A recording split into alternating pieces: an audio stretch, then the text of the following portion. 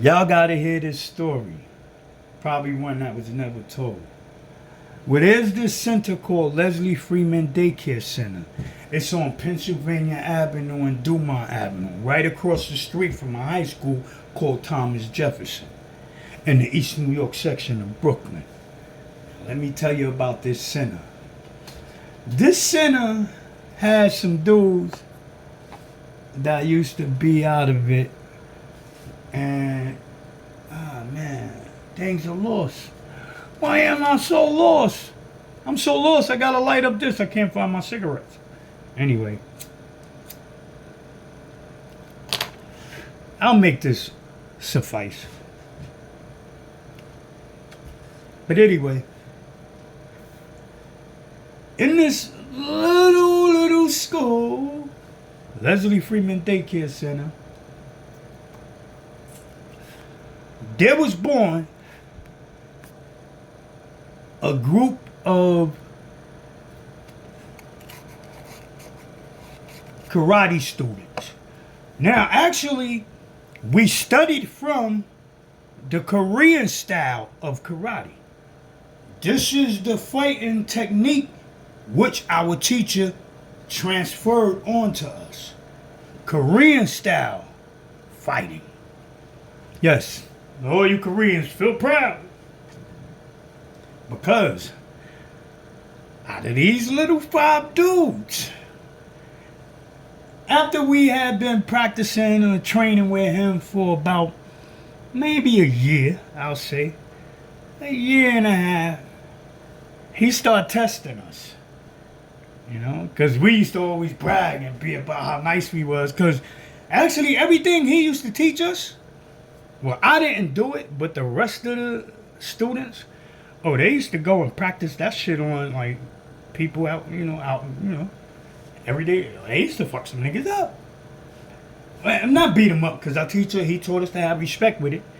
But they used to fire upon some dudes and like considered my whole, it was 5 of us. And the other 4, they were all considered, you ain't want to mess with them. Me, I was the one that was quiet.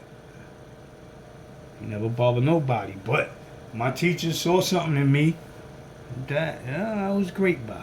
But anyway, not to get lost from the story, let me get back to it. After about a year and a half, our teacher started taking us to other schools. Not karate schools, but even wrestlers and boxers. He used to say wherever they had a little center or something, where they had a little fighting group, he would bring his boys there and he'll talk to we would get there, we would just pop up. It was all on my teacher. I guess he used to do the homework and find out where we was going, but we used to go there, we used to go there. He would tell us, yo, work out. Like, we'll go right there and like, we'll get here, we'll go to the front desk, we'll all be sitting there behind him. He'll talk to them. Then he'll tell me, all right, follow me, guys. We'll follow him. We'll go into another room. Usually the room where we would go into, you'll see a whole bunch of dudes, practicing, working out, doing their thing. He would talk to somebody and then tell us, yo, go ahead and warm up, guys. I'll be back. And I guess he'd be going to talk to whoever he's going to talk to. And we would do as we was instructed. We would warm up. Well, let's just say I'll warm up. These niggas that was let me get the word nigga out. But these people that was around, I used to see us getting there and working out. They used to be like, messing with them boys. So by the time our teacher would come back with their teacher, and he would have everybody and sit down, match, and he would announce what was getting ready to happen. He'd be like, yo, y'all about to have a competition with these dudes. And all his students would say, we ain't fighting them. Yo, I swear to God, there's so many places. Yo, they had one karate school called Jerome Mackey back in the days. Man, we shut them down with ease because we went there and challenged them. And ain't nobody wanted to fight us. We went to Brownsville at PAL, right there in Howard Projects, where I wound up starting to live. We went there. Saw us working out. They were like, nah, we don't want to fight them dudes. They're like, Bob, they kicking. I'm like, he ain't messing with them. Like, they kicking and punching. All we know how to do is punch. Nah, that wasn't gonna work. Cause it was a situation could boxing take karate. I'm gonna tell you, hell no. Hell no. You got to be very exceptional with your hands. Your hands got to be very exceptional that they'll stop feet and hands with only your hands. Now, I'm not saying it can't be done, but you got to be very skillful. And let's just say they weren't skillful. But anyway, yeah, 1971, they held this contest, Madison Square Garden. When we got there, a crowd went out. Oh no, they can't be here, they professionals. Like a crowd, like, because we was the junior competition, and we got there late. And when we got there, when we came through the door, on that side of the room, where all the junior schools was, they all stopped. When they seen us come through, because a lot of them had already seen us. Not all of them, but a lot of them had seen us. They was like, nah. Now, well, everybody from the States, those main schools from the States that seen us, and I guess the other dudes that was coming from out of state saw how these dudes was working out, and they was like feeling skeptical. And when we came through, the dudes from the States is looking at us like, what is they do? Like, you see all the fear come out. What is they doing here? No, they can't be here. They professionals. Our cry was, yo, we coming to see who the professionals are. That's why we having a competition. But that wasn't good enough. The crowd went up to that all the schools started saying it. Even other schools from out of the country started saying it. So my teacher had to leave and go and talk to the officials. And it was there at the officials that Ip Man stepped in. And we weren't allowed to compete. So my teacher came back and he told us, yo, come on, we can't compete, we gotta go. And we like, why? Yo, I'll never forget my teacher. He ain't say it in front of everybody else. But after we was leaving, after we got back, and you know, we went down into we was all mad, and he let us use that anger out by just, you know, working it out. Like, we went to practicing. Like, getting that anger out. Like, I guess he was like, yo, I can't let my boys go out into their neighborhoods like this because they gonna hurt something. So he took us back to the gym, you know, our practice where we learned that, our spot, right there in Leslie Freeman Daycare Center, in the basement. And we just started doing our thing. After everybody left, I was like, I will always be the last one to leave, because he would be like, all right, the rest of y'all can leave, you stay. And he told me, he said, yo, you know why we couldn't compete? It was because of you. And I'm like, what you mean it was because of me? And then that's when he told me, he said, you remember that man that you fought that day?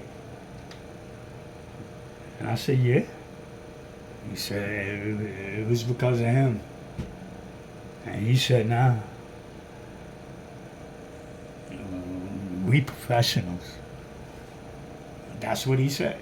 Like, that's how my teacher told me. He said, nah, we professionals. And he ain't lying. Because, yo, listen.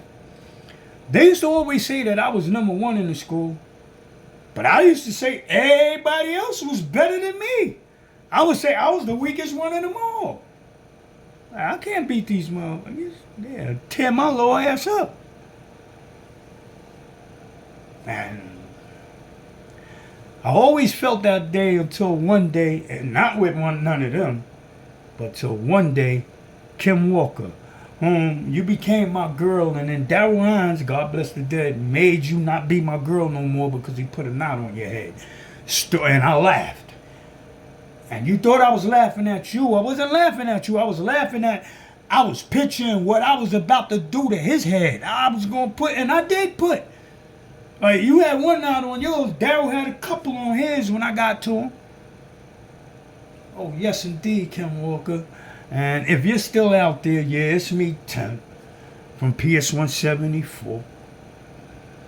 And actually, let me remember some names. I got John Edwards. I got, well, my boy Daryl Hines, I'm still in touch with.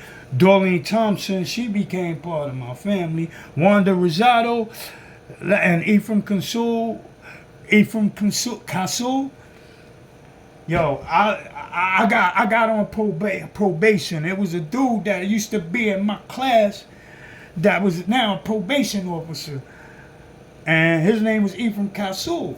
And he became my probation officer. As soon as I walked in the room, Tim, I'm like, yo, we hugged. He's like, yo, damn, man, what's going on, man? And then he said it was just bullshit. Because he already knew me. I used to protect, like, when people used to try to mess with him, and you couldn't mess with none of the people in my class. You couldn't bother them. And let's just say the whole school knew that. Now, not only because of me, because I had my boys. Like the five of us, me and Boogaloo, we was like the youngest of the crew. And me and him was in the same grade, same age. God bless the dead. He's no longer with us. We used to call him Boogaloo. His name is Christopher Stewart. God bless the dead. This boy was, yo, this boy fought very well and loved to fight. Oh my God. It went back down on you could be 6'5", 425 pounds. This boy was about 140 pounds. And he'd bust that ass. He was nice like that. And he loved to fight. God bless the dead. But yeah, we went there. This crowd went up. The 1971 games in Madison Square Garden, the karate championships. The juniors, they'll tell you, they banned us from fighting. And we paid out our entry fee, because there was an entry fee you had to pay. We paid our fee and everything. Well, they wound up giving us that money back, but they robbed us of the titles that should have belonged to us. Anyway, I just wanted to share that part of history with you here on YouTube. And just to warn you all, the only reason why it was like that back then, because heaven was with me. Heaven and them who are in it are still with me. So when you see me here on YouTube and I give my 2 cents in the sun, all you haters in the world, please keep your mouth shut. Because most of you don't believe in heaven, especially if you're part of the LGBTQ. You don't believe in God. Oh, you made up your own God to believe in. But if you believe in heaven and its truths, then you don't want to open your mouth against me. You don't even want to think about. You want to bring danger to me.